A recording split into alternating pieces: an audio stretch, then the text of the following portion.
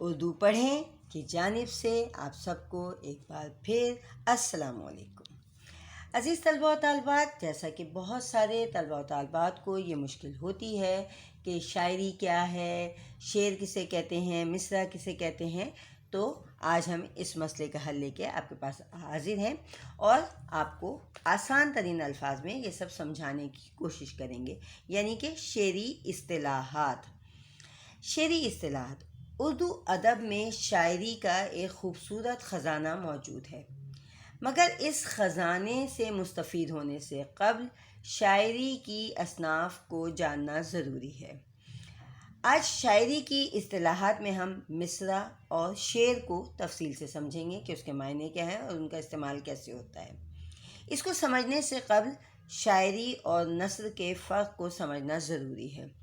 شاعری وہ تحریر جو مقررہ وزن اور بحر میں لکھی جائے اسے شاعری کہتے ہیں، اور نثر کسی بحر اور وزن میں نہیں ہوتی بلکہ ایک مسلسل تحریر کو نثر کہتے ہیں۔ شاعری کیا ہے؟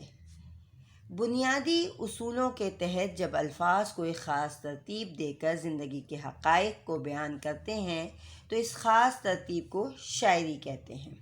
جس طرح ہر چیز کا ایک علم ہے، اسی طرح شاعری بھی ایک علم ہے، اور اس علم کو علم العروض کہا جاتا ہے، اور شعر وزن اور بحر کو علم العروض کے ذریعے پرکھا جاتا ہے کہ شعر معیاری ہے یا غیر معیاری۔ شاعری کا مختصر تعارف اور شاعری کی مختصر سی تعریف۔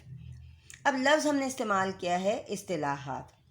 جس طرح تمام علوم کی اپنی اپنی اصطلاحات ہیں، اسی طرح شاعری کی بھی اپنی اصطلاحات موجود ہیں۔ اصطلاحات مخصوص الفاظ جو خاص موقع پر خاص معنی دیں، انہیں ہم اصطلاحاً استعمال کرنے والے الفاظ کہتے ہیں۔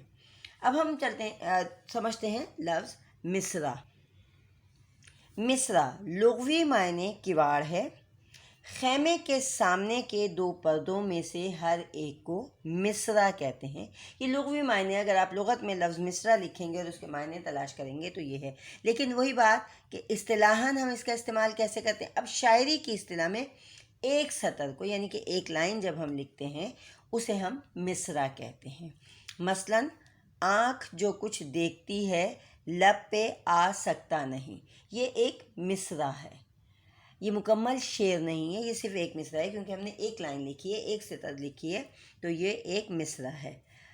اب مکمل شعر آپ دیکھیے گا۔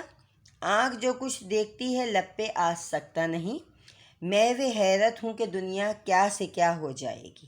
تو جو پہلی لائن ہے اسے ہم کہیں گے مصرع اولا، یعنی کہ پہلا مصرع، اور دوسری لائن کو کہتے ہیں مصرع ثانی، یعنی کہ دوسرا مصرع۔ اب یہ دو مصرے مل کے ایک شعر بن گیا، یعنی کہ دو مصرے مل کے مصرع اولا اور مصرع ثانی مل کے شعر بنتا ہے۔ اب شعر کی کیا تعریف ہے؟ شعر کے بھی لغوی معنی ہوتے ہیں جاننا اور دریافت کرنا، یہ اس کے لغوی معنی، یعنی کہ آپ لغت میں جب شعر کے معنی تلاش کریں گے تو اس کے معنی آپ کو جاننا اور دریافت کرنا ملیں گے۔ اب اصطلاحاً شعر اس کلام کو کہتے ہیں جو مقررہ وزن اور بحر میں لکھا جائے، مطلب اس کا ایک وزن ہوتا ہے کہ کوئی اوپر کے جو ہے پہلا مصرع اور دوسرا مصرع ہم وزن ہونے چاہیے، یعنی کہ ایک مصرع چھوٹا ہے اور ایک بڑا ہے۔ اب شعر میں وزن، قافیہ، ارادہ اور خیال کا موجود ہونا بھی ضروری ہے۔ یہ تو ہے شعر کی تعریف۔ شعر دو مصروں یعنی دو سطروں پر مشتمل ہوتا ہے، دو مصرے، دو لائنیں اور دو مصروں پر مشتمل ہوتا ہے، یہ شعر کے اصطلاحی معنی ہیں۔ یہاں پہ ایک خوبصورت سا شعر آپ سنیے گا۔ یہی ہے عبادت، یہی دین و دنیا، کہ کام آئے دنیا میں انسان کے انسان۔ تو یہاں آج ہم نے مصرع اور شعر کو سمجھا۔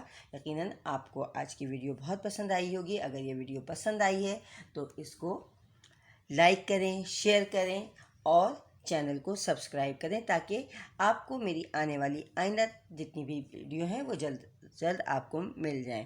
انشاءاللہ اپنی اگلی ویڈیو میں مزید شعری اصطلاحات، اور آپ کو جو کوئی بھی مشکلات اردو کے حوالے سے ہیں آپ انہیں مجھے ان باکس میں میسیج کر سکتے ہیں تاکہ میں آپ کے اس مسئلے کا حل جلد از جلد آپ کی خدمت میں پیش کر سکوں۔ انشاءاللہ اپنی اگلی ویڈیو کے ساتھ بہت جلد آپ کے سامنے حاضر ہوں گے۔